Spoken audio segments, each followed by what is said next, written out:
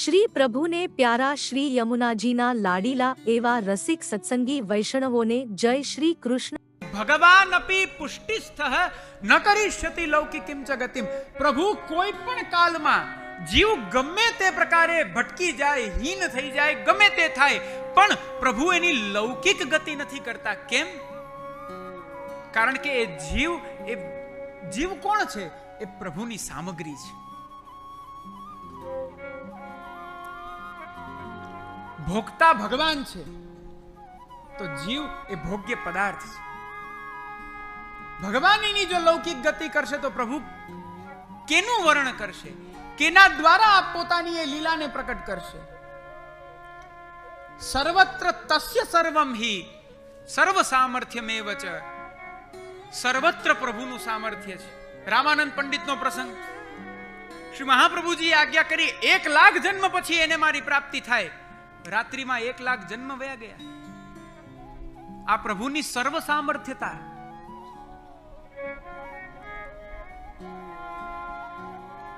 પેલા ગંગા તીરના નિવાસી એક સ્ત્રી પુરુષ બ્રાહ્મણ, 252 એનો પ્રસંગ આવે છે. એક પંડિત બ્રાહ્મણ એમને ત્યાં 10 દિશાઓને જીતીને આવે છે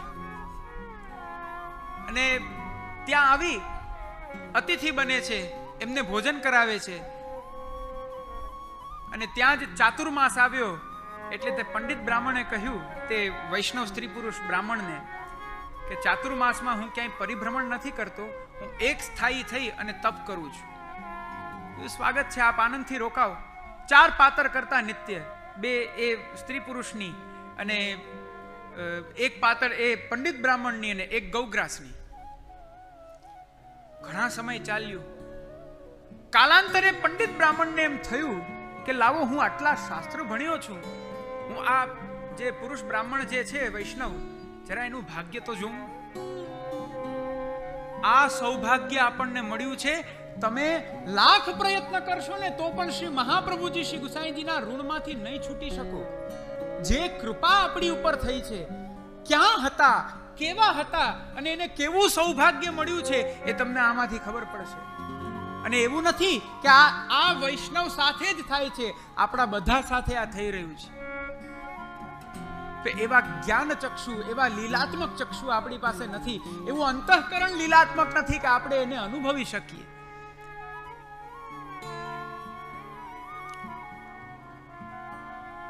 ભાગ્ય જોવા માટે પોતે સામુદ્રિક શાસ્ત્ર વગેરે ભણેલો એટલે એવા બધા એમના મુખ ઉપર ને નખ ઉપર ને એવા બધા ચિહ્નો જોયા અને એ ચિહ્નોથી એના ભાગ્યનું આકલન કર્યું. આકલન કરતા એવું થયું કે ઓહો, આની પાસે તો હવે એક જ દિવસ છે, આજની રાત્રિ.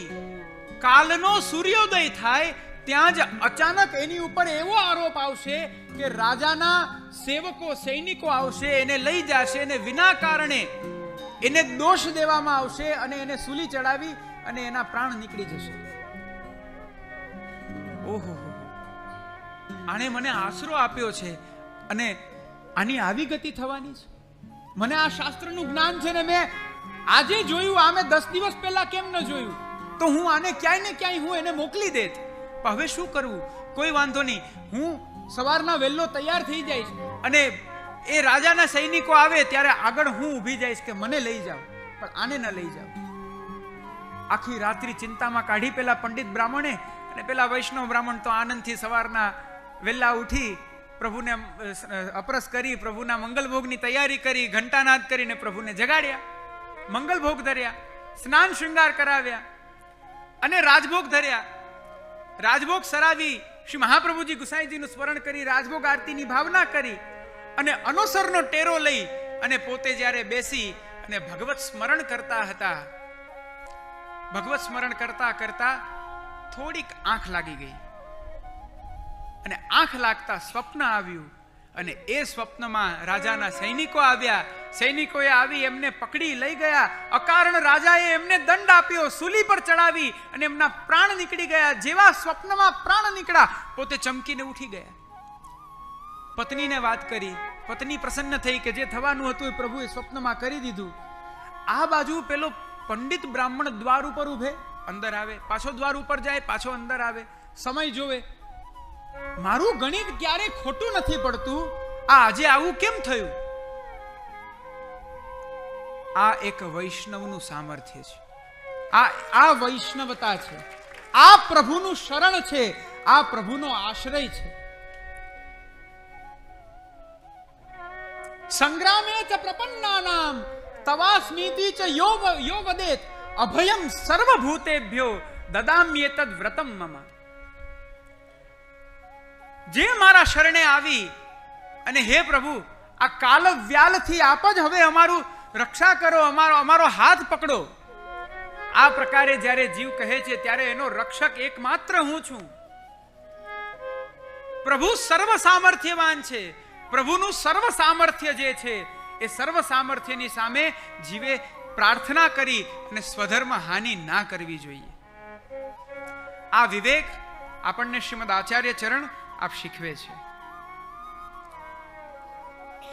ત્યાર પછી પાંચમો વિવેક આવે છે અભિમાનશ્ચ સંત્યાજ્ય. અભિમાનનો સર્વથા ત્યાગ કરી દેવો જોઈએ. આપ બધા વૈષ્ણવો પોતાના સ્વસ્થાને થોડી વાર આપ બેસારો. 7 વાગ્યા છે.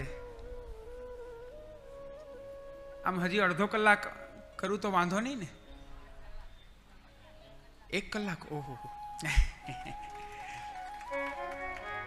અભિમાનશ્ચ સંત્યાજ્ય. પાંચમો વિવેક શ્રીમદ આચાર્ય ચરણ આપણને બતાડે છે. હવે વિચાર કરો, આપણે કાલે પણ ચર્ચા કરી, આ તો હજી ખાલી હું નવ વિવેકનો પરિચય કરાવું છું. હજી મેં ગ્રંથ ચાલુ નથી કર્યો. હવે આની 4 ટીકા છે. એક ટીકા ઉપર જો ચિંતન કરીએ તો આ ક્યાં કેવી રીતના કેટલો સમય લાગે વિચાર કરો. ત્યાં મારા ભાટિયાના પણ નટુભાઈ આવ્યા છે. ત્યાં મેં કહ્યું હતું ને આપણે પ્રકાશભાઈ, શ્રીનાથજી ચરિત્રામૃત ભાગ 2, એમ વિવેક ધૈર્યાશ્રય ભાગ 2. કઈ વિચારીશું, મહાપ્રભુજીની કૃપા થશે તો કઈ જોશું.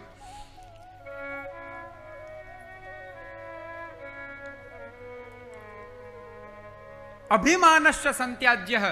એક વૈષ્ણવે આત્મસમર્પણ કર્યા પછી અભિમાનનો સર્વથા ત્યાગ કરી દેવો જોઈએ. અભિમાન એટલે અહંકાર અલગ છે, અભિમાન અલગ છે.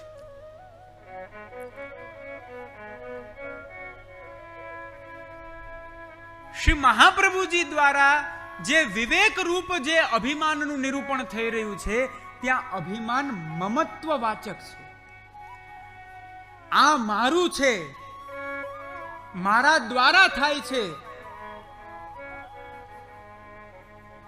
સમર્પિત પદાર્થને પુનઃ ગ્રહણ કરી અને એમાં ભગવાનની સત્તા ન માની પોતાની સત્તા માનવી કે આ બધું મારું છે, આને ભક્તિ માર્ગમાં અભિમાન કહેવાય. એવા અભિમાનનો એક વૈષ્ણવે સર્વથા ત્યાગ કરવો જોઈએ. એ એક વૈષ્ણવનો વિવેક છે.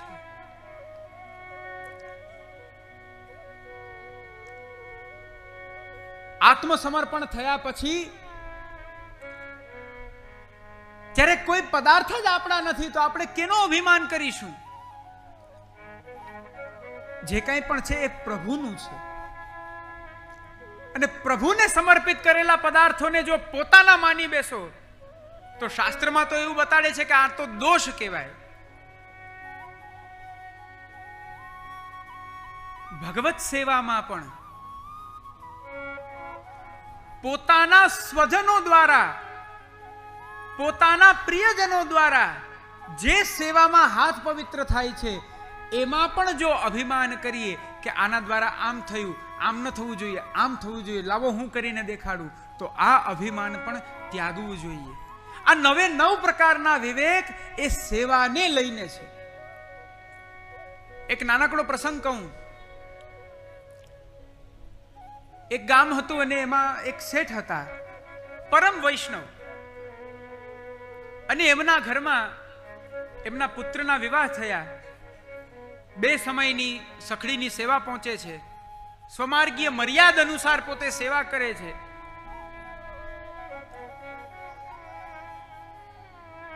માર્ગીય રીતના પોતાનું જીવન જીવે છે. પુત્રના વિવાહ થયા અને કન્યા પણ ત્યાંથી લીધી કે જ્યાં પોતાના ઘરે જેવો સેવા પ્રકાર હતો એવો જ સામે સેવા પ્રકાર, જેથી પ્રભુને શ્રમ ન પડે.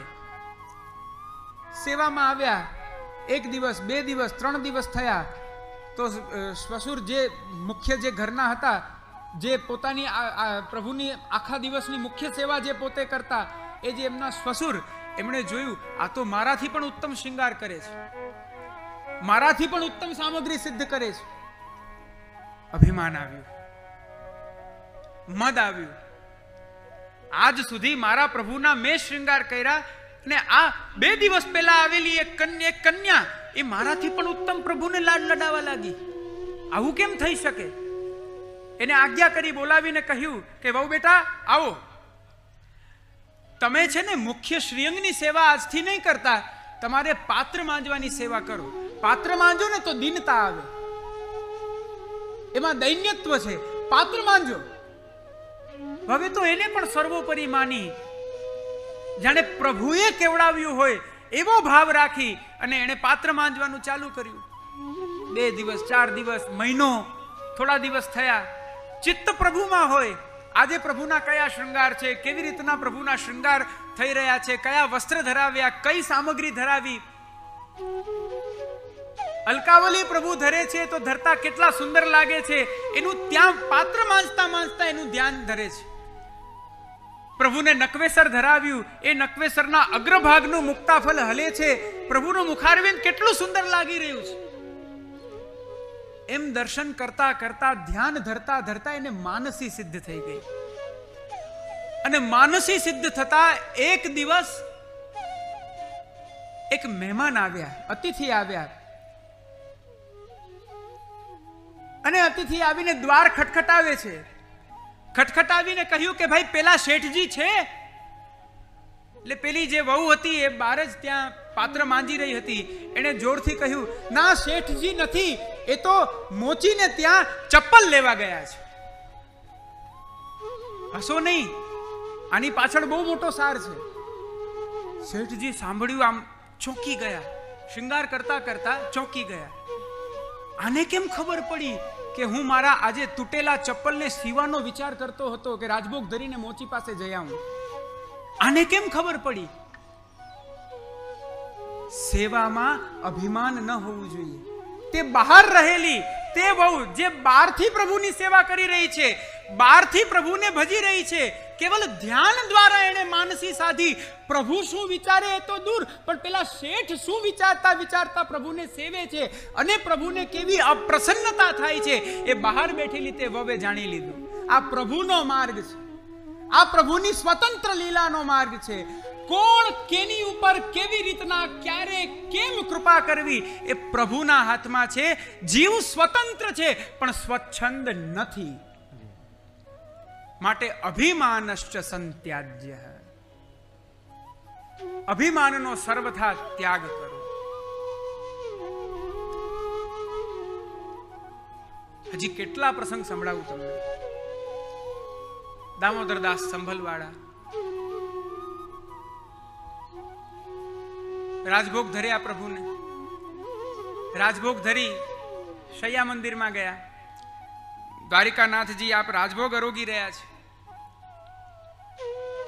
શૈયા મંદિરમાં જઈ શૈયાની રજાઈ ખોલી, આખી શૈયા ખોલી અને પોતે શૈયાની સેવા કરે છે. ત્યાં જોયું કે જે ચાદર હતી એ ચાદરમાં બિલાડીએ બગાડ કર્યો. ત્યાં જ વિચાર કર્યો કે અરે, જે અનંત બ્રહ્માંડના અધિપતિ છે, જેમના એક ભ્રૂ વિલાસથી અનંત બ્રહ્માંડમાં પ્રલય આવી શકે, જેમના એક ભ્રૂ વિલાસથી અનંત બ્રહ્માંડનું સર્જન થઈ શકે, જેમના રોમકૂપની અંદર અનંત બ્રહ્માંડના અનંત દેવ વિદ્યમાન છે, જે સર્વભવન સામર્થ્ય રૂપ છે, એવા પૂર્ણ પુરુષોત્તમ કર્તુમ અકર્તુમ અન્યથા કર્તુમ સમર્થો હોવા છતાં પણ જેમની ઈચ્છા વિના એક સોયની નો કામથી આમ ન થઈ શકતી હોય એવું જેમનું સામર્થ્ય છે, એવા પ્રભુ શું પોતાની શૈયા ન સાચવી શકે? બહુ ધ્યાનથી સમજજો.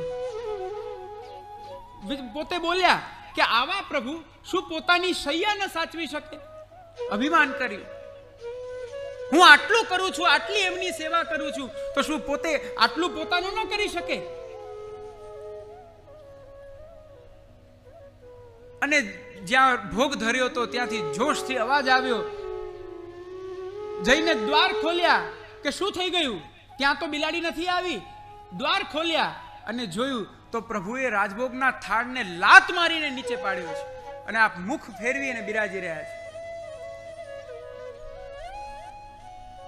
દામોદરદાસજી પૂછે છે, પ્રભુ શું પરિશ્રમ પડ્યો? શું થયું? સામગ્રી ઠીક નથી? કોઈ આમાં કઈ કચાશ રહી ગઈ છે? આપને રૂચતું નથી? શું થયું? દ્વારિકાનાથજી આપ કહે છે કે તું મને એટલો જવાબ દે, મારા પ્રશ્નનો મારે એ જવાબ જોઈએ છે કે સેવક તું છો કે હું? આપણા બે માંથી સેવક કોણ છે? કે કૃપાનાથ હું. તો સ્વામી કોણ છે? પ્રભુ આપ. તો મારા કાર્ય કરવા એ તારો ધર્મ થાય કે તારી ઉપર હું બળજબરીથી કરાવી રહ્યો છું? પ્રભુ એ મારો ધર્મ થાય. તો આવો કેમ અહંકાર કરી રહ્યો છે કે તું એક મારી શૈયા ન સવારી શક? 6 માસ સુધી પ્રભુ એમની જોડે બોલ્યા નથી. એક આટલું શું અભિમાન કરવાથી 6 માસ સુધી પ્રભુ એમની સાથે બોલ્યા નહીં. અનેક વિજ્ઞપ્તિઓ કર્યા પછી, અનેક વિનંતીઓ કર્યા પછી પ્રભુ આપ બોલ્યા છે. અભિમાનશ્ચ સંત્યાજ્ય.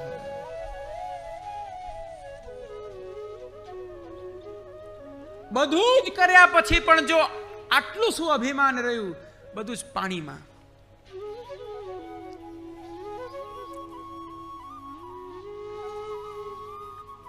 પાંચમો વિવેક અભિમાનશ્ચ સંત્યાજ્ય એ આજ્ઞા કરી અને ત્યારબાદ શ્રી વલ્લભ આપ છઠ્ઠો વિવેક સમજાવે છે. વિશેષતશ્ચેદ આજ્ઞા સ્યાદ અંતઃકરણ ગોચરઃ.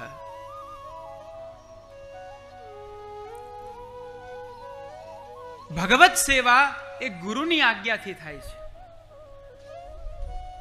ગુરુ દ્વારા ઉપદિષ્ટ જે કર્તવ્ય છે, જે અકર્તવ્ય છે, એ કર્તવ્ય અકર્તવ્યને ધ્યાનમાં રાખી અને જીવે સેવા કરવી જોઈએ. પણ ક્યારેક એવું થાય કે અંતઃકરણમાં પ્રભુની કઈ વિશેષ આજ્ઞા થઈ જાય તો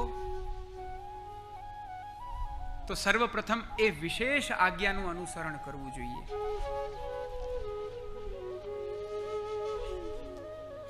થઈ છે ક્યારે એવી વિશેષ આજ્ઞા?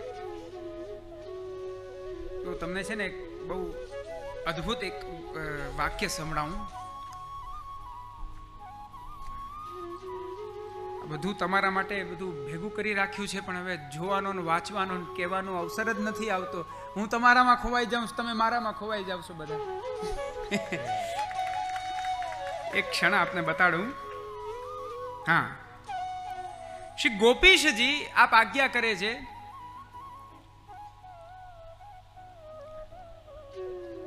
આખું સંસ્કૃતનો ફકરો વાંચીશ, થોડું ધૈર્ય રાખજો, સમજાઈ જશે. ભગવદીયસ્ય અંતઃકરણે ગોચરઃ સા આજ્ઞા ભવતી. પ્રભુ કેવી રીતના આજ્ઞા કરે છે? વિશેષ આજ્ઞા પ્રભુની કેવી રીતના થાય છે? અહીંયા 3 પ્રકાર બતાવ્યા છે. પહેલો પ્રકાર, સ્વપ્ન દ્વારા તામ જ્ઞાપયતી. એક તો સ્વપ્ન દ્વારા પ્રભુ બતાડે છે, સ્વપ્ન દ્વારા આજ્ઞા કરે છે કે આમ નહીં ને આમ કરો, મને આ નહીં ને આ રૂચે છે, આ સામગ્રી આ રીતના સિદ્ધ કરો. પૂરણમલ ક્ષત્રિયને જે પ્રકારે સ્વપ્નમાં પ્રભુએ આજ્ઞા કરી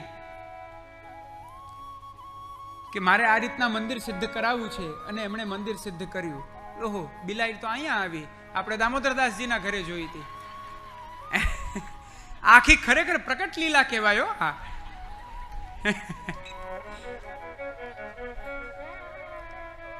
એ ભલે સંભલવાળાના ઘરેથી આવી છે, પણ અહીંયા ઉપર ના આવે, જોજો. એનું સન્માન છે, પણ ઉપર ના આવે. બસ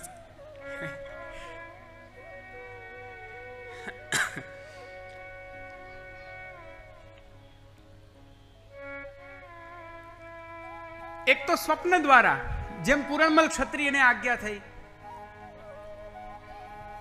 કૃષ્ણદાસ અધિકારીજીને આજ્ઞા થઈ, મારે હવે શ્રી ગુસાઈજીને વિપ્રયોગ રસ પણ દેવો છે, તો મારી આવી ઈચ્છા છે, આવી લીલા મારે કરવી છે.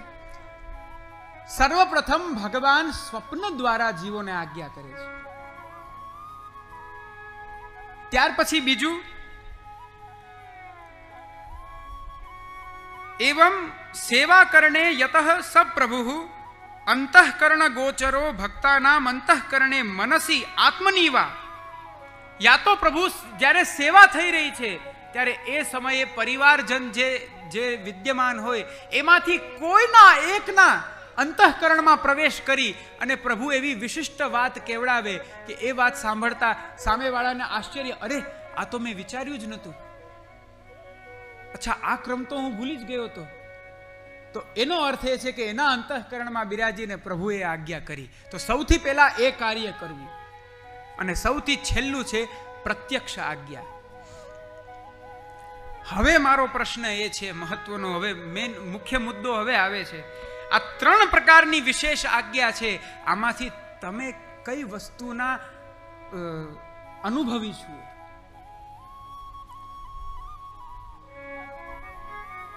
શું સ્વપ્ન દ્વારા પ્રભુની કોઈ એવી વિશેષ આજ્ઞા અનુભવી છે? હા કેતા નહીં, નહીતર હું બધું પૂછીશ કેવા લાગતા હતા પ્રભુ, અવાજ કેવો હતો, જાડો હતો, ઊંચો હતો, પ્રભુના મુખારવિંદ કેવા, આમ ગોળ ગોળ કપોલ હતા, આમ શ્રીહસ્ત એકદમ આમ ભરાવદાર હતા, કેવા હતા, હું બધું પૂછીશો. શ્રીમસ્તકમાં શું ધર્યું હતું?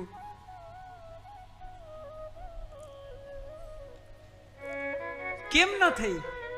તમે અંજાન થોડી છો. ઠાકોરજીને માટે તમે કઈ અજાણ્યા નથી, આપણે કોઈ અજાણ્યા નથી. એમની શ્રીઅંગની સૃષ્ટિ છીએ. આનાથી વિશેષ શું હોય? એમના અંશ છીએ, આનાથી વિશેષ શું હોય? હજી કહું છું, માર્ગમાં આપણી તત્પરતા ઘટી રહી છે. આ માર્ગ તો ફલરૂપ છે. ભગવાન એવ હિ ફલમ સ યથાવિર ભવેદ ભુવી. ભગવાન પોતે ફલ છે, અને એવા ફલરૂપ ભગવાન અલૌકિક ફલનું દાન દેવા માટે આ ભૂતલ ઉપર આપણા જેવા જીવ માટે જો પ્રકટ થતા હોય, તો પણ જો આપણને ફલ પ્રાપ્ત ન થાય તો થોડું આત્મચિંતન કરવું જોઈએ કે ક્યાં અટકી રહ્યા છીએ.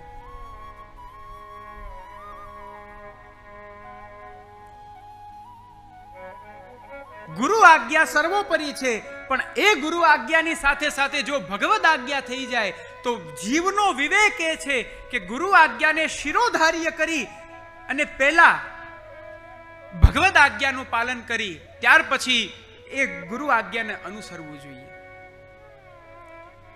શ્રી મહાપ્રભુજીની મેંડ નથી, પણ છતાં શ્રી દ્વારિકાનાથજી આપે દામોદરદાસજીની ત્યાં જે સેવિકા હતી એને કહ્યું, રાત્રિના કે કિવાડ ખોલો અને મને પંખો કરો. પ્રભુ જ્યારે રાત્રિના પોળે ત્યારે દ્વાર તો બંધ થાય, અંદર કોઈ રહી પણ ન શકે, કારણ કે ત્યાં પ્રભુની નિત્ય લીલા હોય છે. શૈયા મંદિરનો દ્વાર એકવાર બંધ થયો, અર્થાત શ્રી સ્વામિનીજીની પલક બંધ થઈ ગઈ, પછી પ્રભુની અંતરંગ લીલા છે.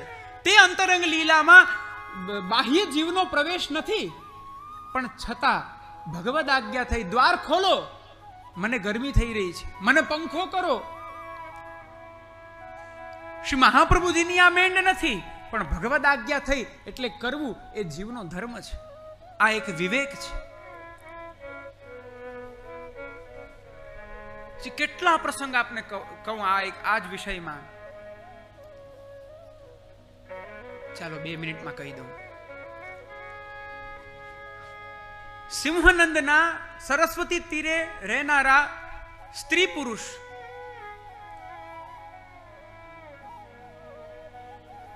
સેવક થયા, નામ નિવેદન થયું, ભગવત સેવા પ્રાપ્ત કરી, સાવ નિષ્કંચન, પહેલેથી એવા તપસ્વી કે વિવાહ થયા છે, સંસાર ભોગવ્યો નથી, તપ કરીને શરીર સુકાવી દીધું છે.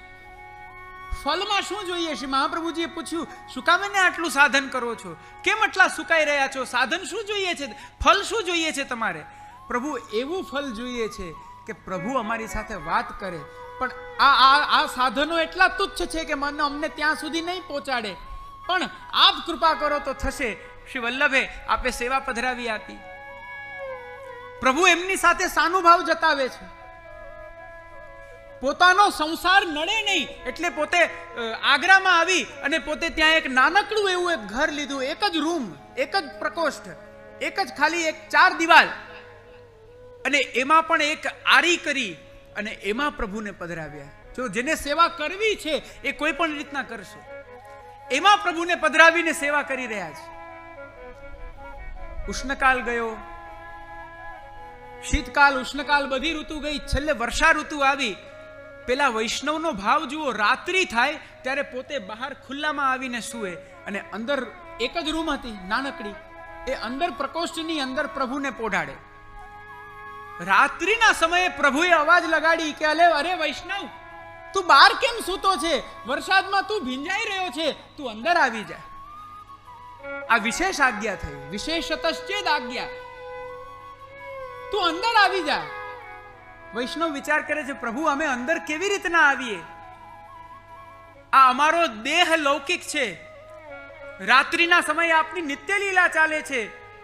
આ લૌકિક દેહ જે મળમૂત્રથી ભરેલો છે, શ્રી વલ્લભની કૃપાથી સેવાનો અધિકાર મળ્યો, પણ અનવસરમાં નિત્ય લીલામાં અમારો પ્રવેશ કેવી રીતના થાય? પ્રભુ આજ્ઞા કરે, તમે આવો, આ મારી આજ્ઞા છે. તો ત્યાં શ્રી વલ્લભની મેંડને ગૌણ કરી અને તે સ્ત્રી પુરુષ અંદર જાય છે, પણ કેવી મર્યાદા રાખી, જરા જોજો પ્રસંગ ખોલીને. આખી રાત્રિના સમયમાં એમણે એક ઉધરસ ના ખાધી, એક છીંક ના ખાધી, કોઈ પણ પ્રકારના, આમ બગાસા કાઢીએ તો શ્વાસ બહાર નીકળે ને, એવા કોઈ પણ પ્રકારના શ્વાસ બહાર ના કાઢ્યા.